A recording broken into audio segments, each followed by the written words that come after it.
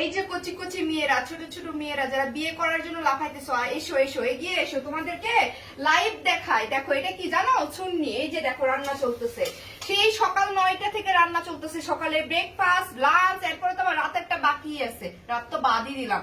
আগে দেখো সুন্নি, এগুলা চিন্তামি না, সুন্নি আবার কারে বলে।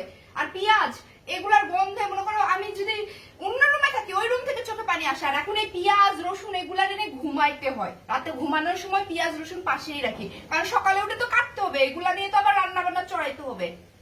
আগে কাঁচামরিচ দেখলেই চোখে পানি চলে আসতো। ও মাই গড, কাঁচামরিচ ধরবোই না। আর এখন দেখো কাঁচামরিচ এভাবে এভাবে ছুঁয়ে ছুঁয়ে দেখতে হয়, পারলে চোখ মুখে মাখতেও হয়, বুঝছো? এই যে যারা কচি কচি বাচ্চারা এসএসসি না পাস করতে বিয়ে করার জন্য লাফাইতেছো, রিয়াল লাইফ দেখো। এই যে দেখো, এটাই হচ্ছে তোমার বেডরুম। ঘুমাবাও এখানে, ঘুম থেকে উঠেও এখানে, ঘুমাতে যাওয়ার আগেও এখানে, বুঝছো? এগুলা দেখে